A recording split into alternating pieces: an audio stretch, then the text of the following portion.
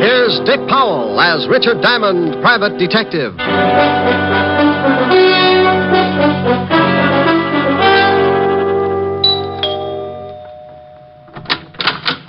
Oh, good evening, Mr. Diamond. Evening, Francis. You look like you're going out. Yes, sir. Miss Asher wants me to go down to the delicatessen for some cold cuts. Well, where is Miss Asher? In the study, sir. Well, I'll see you later, Francis. Why don't you bring back some roll mop? Roll mop, sir? Herring with the bends. Very toothy. Yes, sir. Ollie Ollie oxen free. Rick. Hi. Hi. Well, get the silk thing there. Lounging pajamas. Yeah. I guess we're going to stay in, huh? Uh-huh. I just sent Francis out for some food. I met him at the door. Look, I've got to do a few things in the kitchen. Why don't you stretch out on the couch and take it easy until dinner's ready? Okay, I'm pretty tired. Might rock out. No, a little sleep might do you some good. Here, read a magazine if you want to stay awake. Oh, swell. Gory detective. Who sends you these things? The Corpse of the Month? Pretty bad. I won't be long. Okay. Oh, no. The case of the bloody... Oh. It was going on 11 o'clock, and the fog encircled the old house like a thin, wet blanket. Oh, swell. The figure of a man crept stealthily across the gravel of the garden path. These riders really dream it up. Mr. Diamond? What? How did you get in here? I followed you from your office. Shh. You left the door unlocked when you came in. Well, now, look. I know I shouldn't have come into someone else's house, but this is a matter of life and death. Hey, stop pulling down the blinds. I don't want anyone to see us talking. Well, you're on the 8th floor. Who's chasing you? A herd of monkeys? Please, you must listen. Now, look, if you got troubles, come to my office in the morning. Tomorrow morning may be too late. I'm supposed to die tonight. Try breathing. You expand your chest, take a lung full of air. No, Yes, it does wonders. Keeps you around for days. You better get out of here. Please, Mr. Diamond, don't give me away. Please. Yeah, baby. Wait a minute. Duck under that desk. Oh, bless you, Mr. Diamond. Rick, I thought I heard you talking to someone. Talking? Oh, no. Must have been reading out loud. This is swell literature. The case of the grisly ghost. Oh, fine. I like to keep up on the exploits of a private detective. You don't tell me anything about your cases. I'm modest. Hey, you got your coat on. Where are you going? Oh, Francis just called. He's had a flat tire. I'm going to pick him up in the other car. Don't you want me to do it? Oh, I'm not going to let you out of this house. I'll be right back. Okay. Read The Grizzly Ghost. It's not bad. Bye, baby. Bye. Okay, Spider-Man, you can come out now. Oh, thank you. Now, what the devil's going on? I told you my life's in danger. I need help. Tell me about it. I haven't time now. Come to this address in about an hour. My name's Leeds. Leland L. Leeds. Oh, for Pete's sake. I must get back before they miss me. I don't want them to know I got out. Say I called you and told you to come over. Here's the address on this card. Please don't fail me, Mr. Diamond. Now, wait a minute. My fee's $100 a day and expenses. Of course. I'll have a check for you. Goodbye.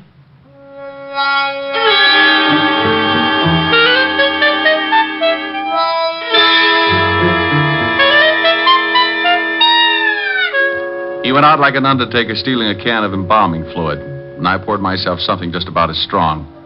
Helen would scalp me for leaving, but for some reason, nutty little guys like that interest me. I left Helen a note saying I'd be back later and took off to the address Leland L. Leeds had given me. It was out of town about 10 miles, but after hunting around for a while and running up a good-sized taxi fare, I finally found the house.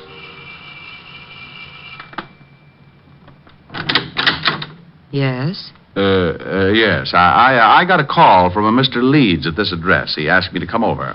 My brother? I don't know. Well, it couldn't have been. He's very sick. He's upstairs sleeping. Well, he was just coasting off to Dreamland when he called me. I think you'd better let me in. Oh, a detective. All right. Just what did my brother tell you, Mr. Diamond. He said his life was in danger. I'm Nina Leeds. I think you'd better come into the living room, Mr. Diamond. Dr. Miller can explain things better than I can. Sure. Roger? Hmm? This is Mr. Diamond. He's a detective. Oh? Lee just called him. This is Dr. Miller, Mr. Diamond. Hello, Doctor. How do you do? You from the police? No, private stuff. Oh, I see. Now, Mr. Diamond, I'm afraid you made a trip for nothing. Well, here are the drinks. George, this is Mr. Diamond. He's a private detective. What? Mr. Diamond, this is George Brodeen. How are you? Well, fine, thank you. Anything wrong? I don't know. Lee phoned Mr. Diamond and told him he was in danger. How did you know that, Doctor? I told Miss Leeds what he said, but not you. I'm Mr. Leeds' doctor. He's having a nervous breakdown and suffers from an extreme persecution complex. If he called a detective, I'm sure he must have said something like that. That's quite correct, Mr. Diamond. What do you do, Mr. Brodeen? Why, I'm with the New York Museum. I'm a friend of the family. I've been watching Lee break up for the past month. Mm-hmm. May I talk to your brother, Miss Leeds? I don't think you can. I gave him a very strong sedative. Let me get you a drink, Mr. Diamond. When Lee wakes up, you can talk to him. Sure.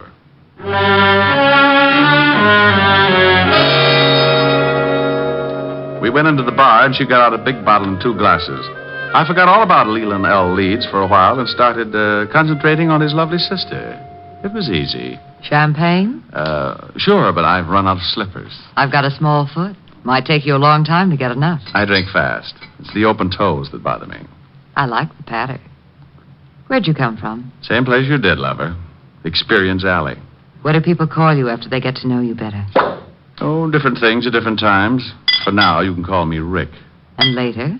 Oh, you'll think of something easier. It's like that when you haven't got much time to talk. Here's to later, Rick. Yeah. What does the doctor specialize in? Roger's a brain specialist. Mental disorders, mostly. It's Lee. He's off again. Maybe he's been listening to Sam Spade. Come on. You'd better stay down here, Nina. I'll take care of it. I'm going up. Lee needs me. George, get my bag. It's in the hall. Right. You'd better not come in, Mr. Diamond. I think I'd better. Nina. Lee, what is it? I saw the blood again. Oh, Mr. Diamond, I'm glad you came. Now, calm down, Lee. Everything's going to be all right. Get away from me. He thinks I'm insane. You all do. You want my idol, and you stop at nothing. Now, there's no sense in this much self-indulgence. You're Here's not... your bag, Roger. Thanks. What are you going to do? Just give you something to make you sleep. I don't want to sleep. I'll wake up and see the blood again. There's no blood. It's just your imagination. You're overwrought. You think I'm crazy. But I saw it. I tell you, I saw it. Now, this won't hurt. No, I don't want to sleep. Please, Mr. Diamond, help me. Lee, do what Roger tells you for my sake. Come on. The injection should take... I'll get up. Just a minute. I won't go to sleep. Lee, please. Then leave Mr. Diamond with me. I want to talk to him. Well, I guess it'll be all right. Don't stay too long, Mr. Diamond. I want him to rest. Okay, Doctor. Remember, he's not at all rational. Come on, Nina. I'll see you downstairs, Mr. Diamond. Hey, what's the idea, Leeds? I'm locking the door. I don't want anyone coming in. Pardon me for walking around in circles. I got to stay awake. Uh-huh. Those people downstairs are trying to drive me crazy. They must have been working overtime. They're after my idol. Your what? My idol. That carved image standing on the night table. Oh, yeah. Here, look at it. Look at it. Well, that's dandy. How many box tops did you have to save? Mr. Diamond, at this moment, you are holding $100,000 in your hand. I am? Last month, my grandfather passed on and left his entire estate to my sister and me. Among the effects was that idol. It was left to me. What is it, platinum? Oh, no, Mr. Diamond. That is the lost idol of King Tut. I always wondered what happened to it. Oh, then you know the legend. Well, I'm a little hazy on it. Maybe you'd better bring me up to date. Oh, of course. It was supposed to have been buried with King Tut. However, the story goes that a slave absconded with it before they sealed the tomb. And that makes it worth $100,000? I guess so. You guess. You don't know? I only know what my grandfather told me before he passed on. He told me its value and said there was a curse on it. What does it say? Crime doesn't pay? Well, Mr. Diamond, it seems that on the first night of the new moon, after one has gained possession of the idol, he will die. Next week, Tom Swift and his electric grandmother. You don't believe me? Oh, sure. No, you don't. You're just like the rest. But it may interest you, Mr. Diamond, to know that 1 month after the idol was uncovered and my grandfather gained possession, he died. It was a new moon. How old was he? 74. Oh, well, that couldn't be it. Now, relax and tell me why you came to me. What about your fee? Oh, forget it. You can just buy me a broom to ride around on. Good night, Mr. Leeds. Remember, Mr. Diamond, it's a new moon.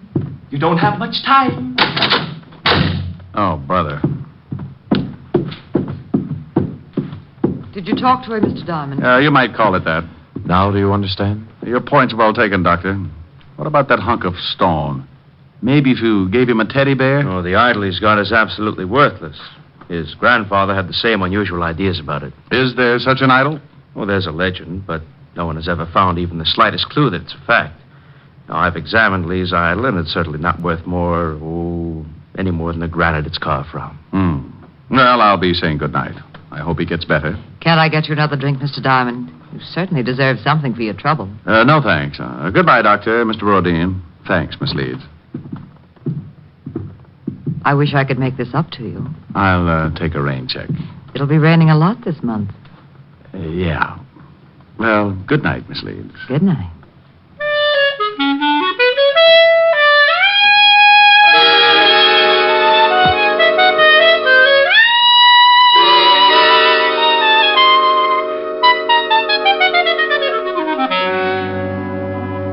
I went out and got a cab. As far as I was concerned, the frightened little man in the nightshirt was going to end up modeling straitjackets, and the private detective would only add to the confusion. It was 8 o'clock, and I told the cabbie to take me to 975 Park Avenue. Helen would be angry, but it was worth going back to. A couple of hours with her could make a guy as contented as a bear that had just cornered the honey market. We pulled up in front of Helen's apartment, and I paid the cabbie. I was just going in when a small convertible skidded to a stop in front of the building. Mr. Diamond! Mr. Diamond! It was Leland L. Leeds again, and you could still see part of the nightshirt under his topcoat. He leaned out of the car window and called. Over here, Mr. Diamond. Please, I must talk with you again. I'd had enough of the jumpy little man with the idol, so I started into the apartment without answering. He called again, climbed out of the car, and started to cross the street toward me. I looked back just in time to see the other car swing in toward me. Look out, Leeds! I ran back into the street and looked after the disappearing car. The lights were off, and I couldn't get the license number. It was too far away. I leaned down by the little man in the nightshirt. He was pretty far away, too. He was dying and hurt. Mr. Diamond? Yes, Leeds? Take the idol. When you left, I found out why it was worth all that money. They didn't want me to tell you, so they followed me and ran me down. It's in my coat pocket.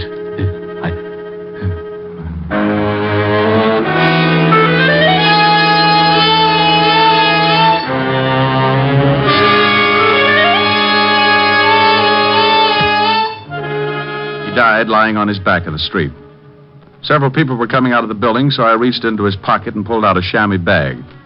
I guess the idol was inside, so I put it in my coat and went in to call the police. Oh, Mr. Diamond, Miss Asher's been worried. Hello, Francis. Tell her I'm back and let me use the phone. Certainly, sir. She's upstairs. Is something wrong, sir? You look worried. The man got hit by a car. I've got to call the police. Oh, my goodness. Is he hurt badly?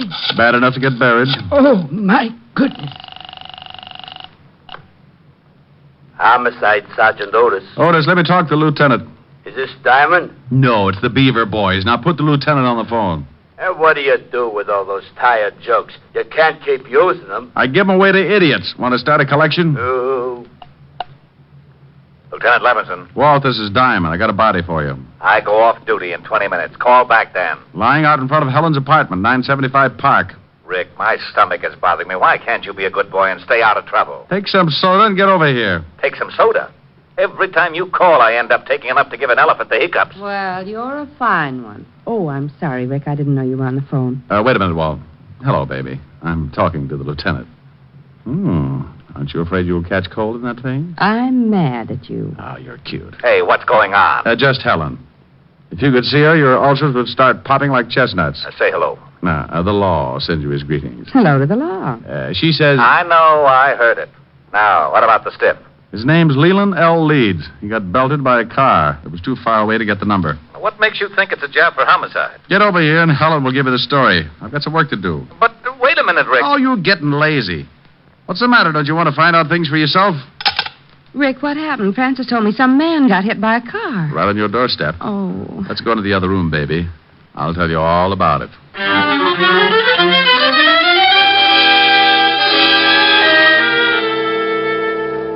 We went into the warm study, and Helen poured me a tall drink. I briefed her on what had happened earlier in the evening, and she sat down next to me. There's something about red hair that does things to me. It smelled fresh and clean, and with her that close, I could have been sitting in the middle of the Arctic and still kept my temperature above 102. Rick, do you have to go back out there? Well, somebody's got to tell his sister, and in a way, I feel a little responsible. Are you going to give her the idol? The idol. The thing you took from poor Mr. Leeds' coat. You could at least show me what I'm playing second fiddle to. Oh, that's right. Yeah, I nearly forgot about it. Oh, here it is in this chamois bag. Oh, what an ugly little thing. And that's supposed to be worth all that money? Well, that was what Leeds, Hey, something's missing. Yeah, one of the eyes. Must have come loose when the car hit him. Probably in the bag. Yeah, there it is. Rick! Yeah. It was painted over. You'd never guess it unless you pried it loose. It's as big as a marble. Is it real? Well, you've got enough of them around, you tell me. It is. Rick, I think it's the pigeon blood. Why, it's worth a fortune. What are you doing? I'm scratching the other one. Well, Mr. Leeds wasn't so squirrely after all. This is ridiculous. You only read about things like this. 2 pigeon blood rubies.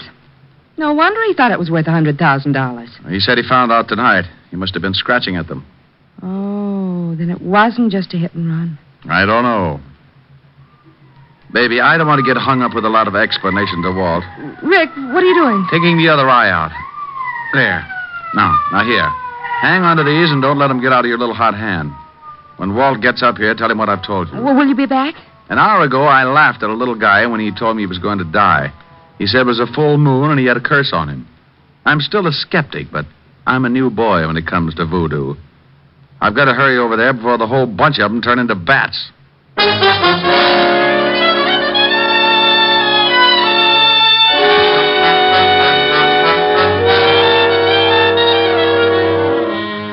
I went down in the service elevator and out on the street. The wagon was driving off with Leeds, and Walt and Otis were going into the building when I slipped up to the convertible and got in. Leeds had left the keys in the ignition like I figured, so I took off and headed across town. 20 minutes later, on a lonely stretch of road, I started counting suspects. All 3 of them could be in on it. Dr. Miller, who said Leeds was insane. George Brodeen, the man from the museum who said the idol was worthless. And that lovely sister. I didn't notice the car pulling up behind me until it was too late. It was doing a good 70, and as it swung around to pass me, the guy at the wheel cut in sharp and hit me broadside. Hey, look out!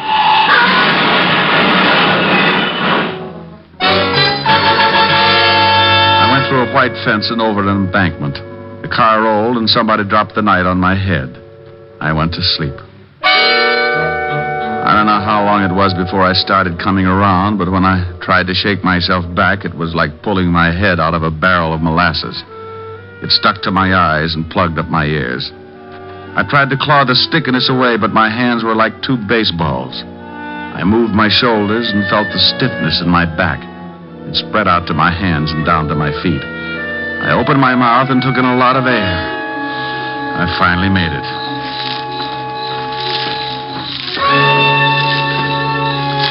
Someone was trying to get me from the highway, so I pulled myself clear of the wreck and started moving in a circle, keeping whoever it was at a good distance. I was too pushed around to put up a fight, so I made it back to the highway and walked along until I found a little gas station on the road. The joint ain't open. And then your lock's busted. No, it ain't. Then I floated through the wall. Where's your phone? It ain't for public use. Try isn't. Okay, wise guy, the joint isn't open. The phone isn't for public use, and you isn't so big you can't get tossed out on your face. And you isn't so wealthy, $5 won't make a difference. Oh, why didn't you say so? Phone's on the wall. Thanks. You know the Leeds family? Yeah, they get gas here sometimes. Hello. Evergreen 34369, operator. How far is the house from here? I'm a little turned around. About a half a mile. Hello, Francis? Is Lieutenant Levinson still there? No? Well, just tell him to get out to 19319 Jackson Heights Boulevard. I've got a killer for him. Yeah, oh my goodness. Now hurry it up. You a cop? Shamus. What do you take for the use of your car for an hour? My wife would kill me. I'll drive you wherever you want to go.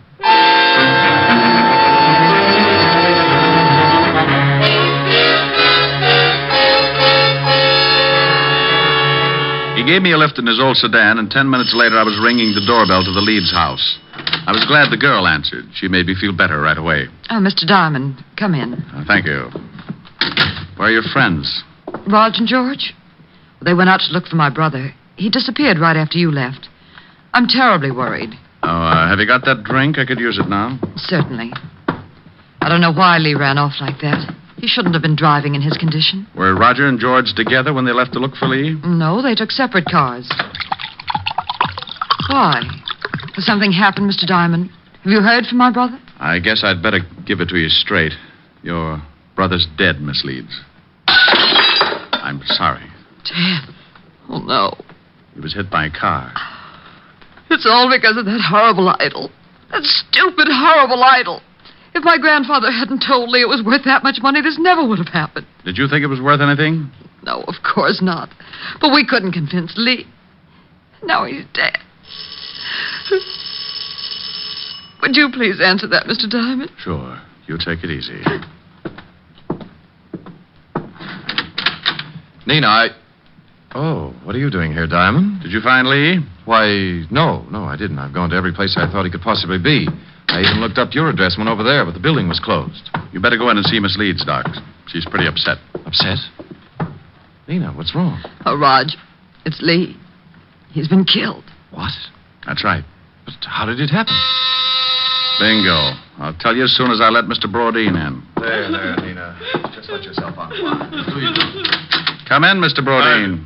Well, Mr. Diamond, what are you doing here? I think I'd better have a sign made. The doctor and Miss Leeds are in the living room. Well, something happened? Mr. Leeds is dead. What? This is the most surprised household I've ever run into. Roger, is this true? I guess so. Oh, I'm terribly sorry, Nina. Is there anything I can do? No, thank you. Where did this happen, Mr. Diamond? In front of 975 Park Avenue. Car hit him. I was with him when he died. Oh, this is terrible. I thought at first it was an accident, but I'm not sure. What do you mean? When I left to come out here, someone ran me off the road, nearly killed me. Who would want to kill Lee and then try to kill you? Probably a coincidence. Certainly. Probably just a drunk. Could have been. Lee gave me this before he died. A chamois bag. What's in it? The idol. Oh, that awful thing. What do you want done with it, Miss Leeds? I don't care. Just get it out of this house. What are you going to do? I don't know. You want the thing, Doctor? Why, what for? That's a good question. How about you, Brodeen? You want it? Oh, well, what would I want a worthless piece of stone for? Well, as long as no one wants it, may I use this fire poker, Miss Leeds? What are you going to do with it? The idol is worthless. It's caused a lot of trouble for you and your family. I'm going to break it up. No! Give me that, George. Well, Brodeen, you're sure getting grabby. All right, now all of you stay right where you are. For a museum collector, that's a pretty modern gun. Yes, and I know how to use it. George! This is the hokiest case I've ever been on. Even the dialogue's bad. I suppose you think you're pretty clever making me show my hand like that. I read Gory Detective. I found that the idol was really worth all that money, but I had to make the killer tip himself. You did. Mr. Diamond, do you mean my brother was really right all along? In a way, yes. He believed what his grandfather had told him. But it wasn't until tonight when he scratched one of the eyes of the idol that he knew for sure. Scratched one of the eyes? That's right. Pigeon blood rubies painted over. Well, now I'm leaving you. Well, that's good, but you're minus something. Minus what? A couple of rubies. I took them out of the idol. You're lying. Take a look at the bag. What? They're gone. I'll kill you for this. Give me the gun, George. Look out! He's going to shoot! Give me the gun. All right, everyone. This is the police.